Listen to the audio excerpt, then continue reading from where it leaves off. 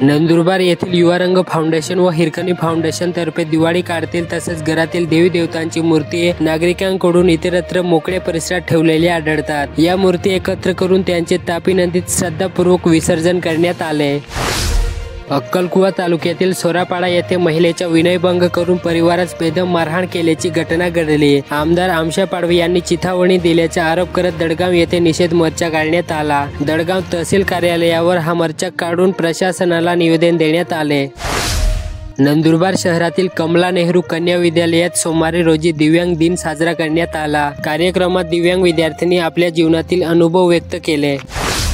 सातपुड्याच्या पायथ्याशी असलेल्या जुवानीबन गावापर्यंत जाणाऱ्या रस्त्याची अत्यंत दुरवस्था झाल्याने वाहनधारक त्रस्त झाले। विशेष म्हणजे रस्त्याच्या समस्येमुळे या गावापर्यंत अद्यापही एसटी बस पोहोचलेली नाही। त्यामुळे विद्यार्थ्यांसह नागरिकांना पायपीट करीत लाखापूर गावापर्यंत यावे लागते। नंदुरबार जिल्ह्यात 15 दिवसात दुसऱ्यांदा बसचा भीषण अपघात झाला असून असुरक्षित बस प्रवासांचे प्रश्न ऐरणीवर आला। याकडे राज्य परिवहन महामंडळाने गांभीर्याने लक्ष देऊन प्रवाशांच्या जीवाशी सुरू असणारा खेळ थांबवण्यासाठी ठोस उपाययोजना करणे गरजेचे आहे।